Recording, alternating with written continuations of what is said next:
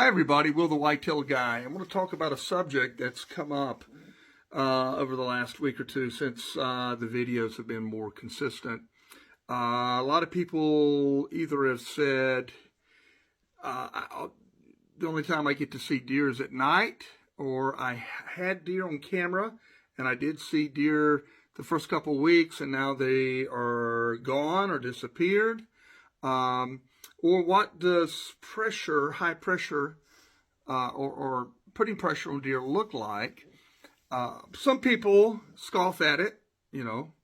Some people will inbox me or make a comment and say, well, I can kill a deer with smoking a cigarette and a beer in my hand, driving an ATV. Well, that might be true. I'm talking about consistently seeing deer, consistently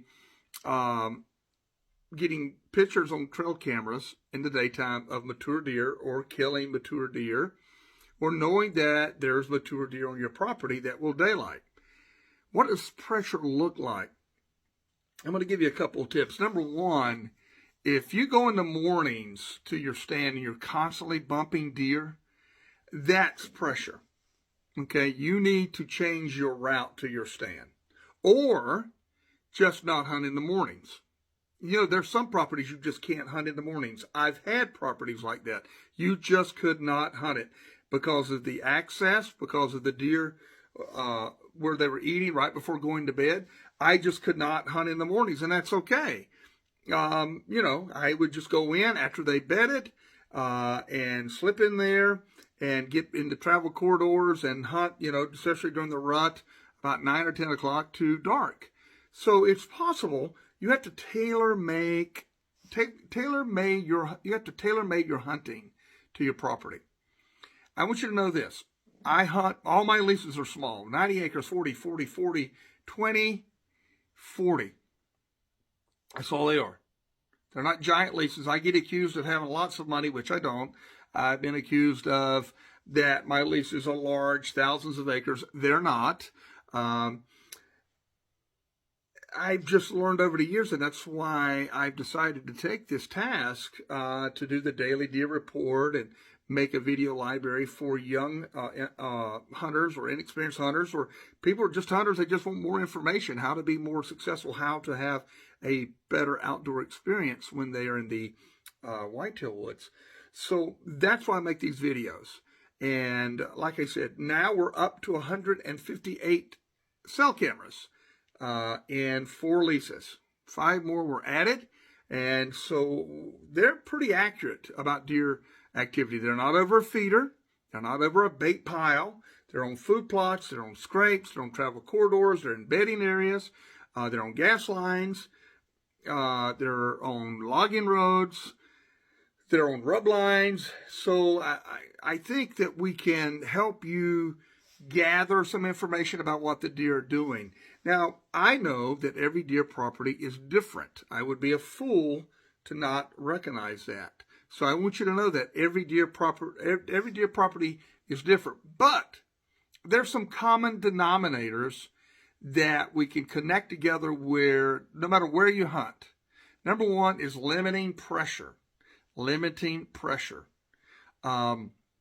Like I said, if you're constantly bumping deer, going or coming, you need to change your tactics, especially going in. I found that deer will allow you, as you set your stand, it gets dark, if you do a coyote call, or a matter of fact, I used to do this a lot.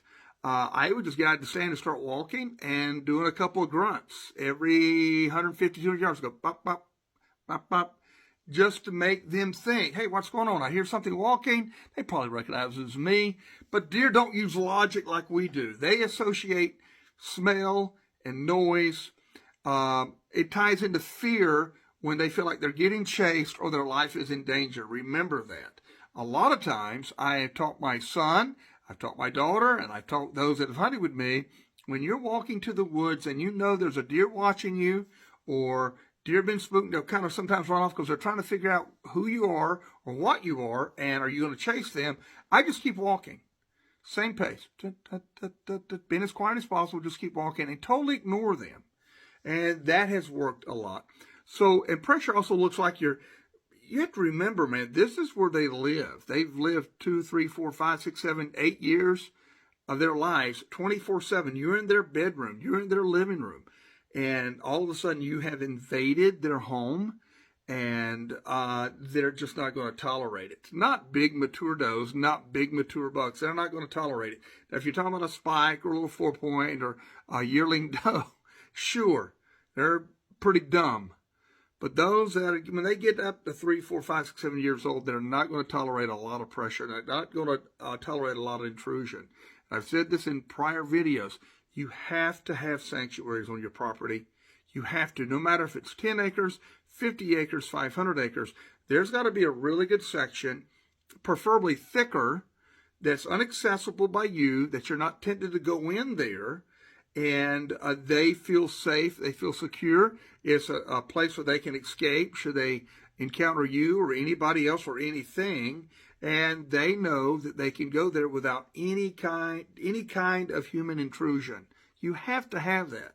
You have to have that. I'm telling you, if you want to consistently see deer, they have to have a security area, a place where you don't even go near. You can stick a cell camera. I have a couple that are going.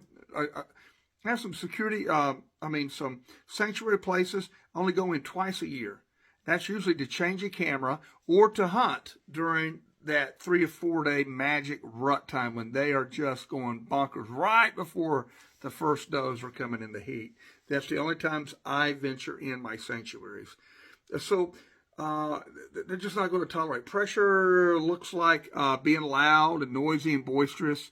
Again, intruding on where they feel safe. I think some guys walk through their bedding areas to get to the food plot. And when they're saying, I'm constantly spooking deer as I walk through the woods. That's why you really need to know what the deer are doing, and you need to understand deer ecology. Their focus has been the does to raise their fawns. Now they're raised, and they're getting weaned. The bucks were, their main objective was to get as much body fat to grow their antlers. That's happened. They're still eating, but their attention now is getting on the does. Breeding is going to be taking place here in the next 2 or 3 weeks. So they're slowly getting off of food, so still eating, but their attention is checking scrapes, just keeping an eye on the girls. I have seen that over the last week. A couple bucks are going in pairs. They'll check out a scrape. They'll make it out, and they'll kind of clash together, and then they're just out there just feeding. But, man, they are watching those does. They're catching that whiff of scent that they have. Just so keep a check. How far out are they before they come in the heat? And they know it's the way God created them. So right now, you need to be changing your hunting tactics. Travel corridors. Some people have asked me, what's a travel corridor? You know their preferred food. You know where they bed. And you have to get in between there the best way you can to cut them off. You'll probably find a lot of community scrapes, and even community rubs. There's rubs that are year after year after year after year and rubbed by almost every buck that goes through that travel corridor. So pressure, I can't stress that enough, man. And I've had several people tell me that this was a great week. I had a cold front on top of a first quarter going into a full moon. You should have seen deer every time you went out, especially in the afternoon. I called this a week ago that this would be a great week. A lot of big deer was seen. A lot of big deer were killed this past week. Now we're on the full moon side to the last quarter, and it's warming up, and sightings are only going to get less and less, unless it's the first hour of light and the last hour of light because of the temperature. But that's going to change here in about a week. So you don't have to hunt harder. You can hunt smarter. And sometimes it's okay to stay on the couch. Don't buy into that old adage, you can't kill them from the couch. And I've said this before, you sure can scare them from the deer stand. You can definitely make them nocturnal from the deer stand if you're hunting at the wrong stand, at the wrong time, with the wrong weather front and the wrong wind. So try to lower the pressure. It's not too late. Deer react pretty quick. They're pretty smart animals instinctively, that they realize that the pressure's been let off. And when that pressure's let off, they'll kind of go back to a routine. But I just feel like if you're not seeing anything, man, you have to change your tactics. And if you're not getting anything on camera, you got to change your cameras. Your cameras will help you decipher about what is really going on in your deer woods. It's going to get better. Remember, take the pressure off. Release that valve. You don't have to be in the woods all the time. And if you do, go hunt public and leave your private lease. I should have said that. Go hunt your private lease when it's right. If you feel like, and I understand, I was young. When I was young, I hunted all the time, every time. But my gosh, that was 46 years ago. And I definitely have changed my tactics. I hope this has been helpful. I appreciate you stopping by. Like I said earlier tonight, 8 o'clock tomorrow night, Sunday, October 20th, the Daily Deer Report will be live on TikTok. The Daily Deer Report will be live on TikTok. So wherever you're watching this, be sure and watch for us on TikTok. The Whitetail Guy on TikTok. Always be safe out there. Always wear your safety vest. Always have a lifeline hooked up to every stand you climb in. Be safe. Enjoy your time in the woods when you do go. Remember, hunt smarter, not harder.